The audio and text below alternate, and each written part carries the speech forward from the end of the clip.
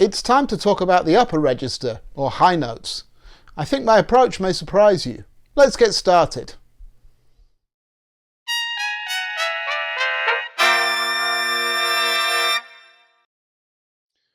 Hi, I'm Brian from Airflow Music. Alongside publishing our books for brass players, we're releasing a ton of videos with tips to make brass playing easier for you. So, if you're new here, please subscribe to the Airflow Music channel so you're notified of all our videos. This video is part of the Trumpet A-Z series. Before we get started, I'd like to know what topics would be in your Trumpet A-Z. Please comment with either individual letters or the entire alphabet. Today, I'd like to talk about a different way I've been thinking about the upper register lately. Surprisingly, F is for falsetto.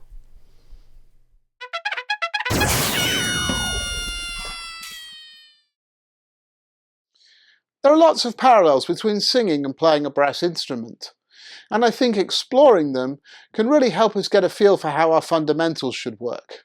The way we need to breathe and support is the same, and the way we can address our posture and body use to improve resonance and tone works for both.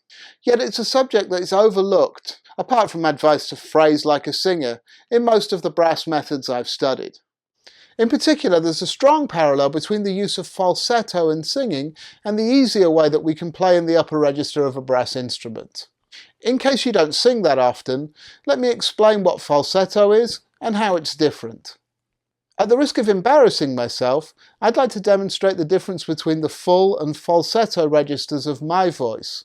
Please stick around because I am coming to how this can help you play higher on the trumpet more easily. Singing teachers and vocal coaches will often split the voice into two registers, the chest voice or full voice and the head voice or falsetto register. The lower end is the full voice, where we can sing quite loudly and with a fuller tone, but it has a fairly obvious upper limit, particularly when you're singing loudly. La la la la la. The falsetto is a register that has to be approached less forcefully, but can yield higher notes. It relies on greater abdominal compression with a smaller air column, which allows some higher overtone frequencies to resonate in your throat. La la la la. These registers overlap, and a well-trained singer will mix the two, so it can be difficult to spot when they change from one to the other. However, it's something you can tend to feel in your own voice. If you're not somebody who sings regularly, pause the video and see if you can feel the difference between the two registers of your voice. Got it? Great! Now let's talk about how this applies to brass playing. When we're first learning to play, and we're trying to hit higher notes for the first time, we usually get told one of two things to help us. Either to blow harder, or to pinch the lips together a little bit more. Sometimes we're told both. Doing either or both of these things will help you move the air a little faster into the mouthpiece, which can make the note go up. And it's not too much of a problem in the middle register, but once you start to use this as your primary method of playing in the upper register, you're going to hit a limit sooner or later. Either we're overblowing so drastically that we end up mashing the mouthpiece into our lips just to keep the seal, so we end up hurting ourselves. Or we hit a ceiling in our range where it feels like we can't go any further. Even those players who've developed enough chops to play up to G over high C will usually find that they hit the ceiling somewhere around that register. This is the same as trying to push the top end of our chest voice, particularly if we're trying to sing loudly. The alternative, and in my opinion one of the secrets to playing above that high G, is to adopt a more falsetto approach. In this approach, you play higher by increasing abdominal compression and using a smaller quantity of air. This allows you to start resonating the overtones that the trumpet produces. They're present in your sound to add brilliance to the middle and low registers.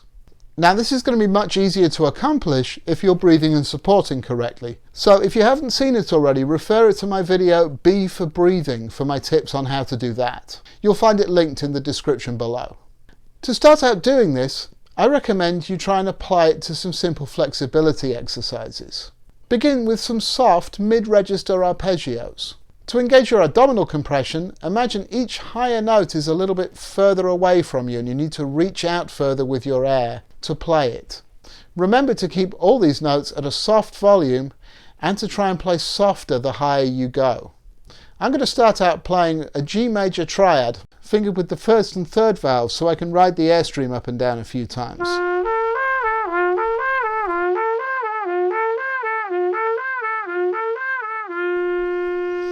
Then I'll add the dominant seventh, the F, on top for a few goes.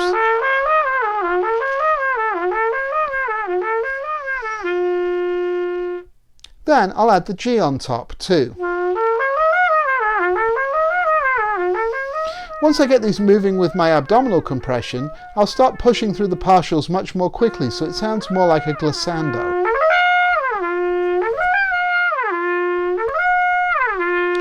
Once you get this going, you can start moving up the valves, going A flat to A flat, then A to A, and so on.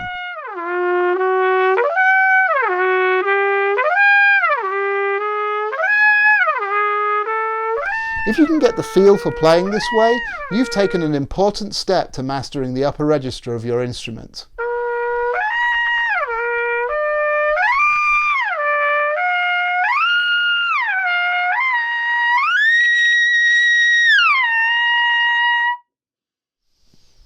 If you have any questions about this video, or anything related to brass playing, please leave a comment below. If you found it helpful, please share it with your friends, either on Facebook or Twitter, or by simply telling them about it. And please be sure to subscribe to the Airflow Music channel, so you're notified of all of our upcoming videos. I'll see you next time. Now, go practice!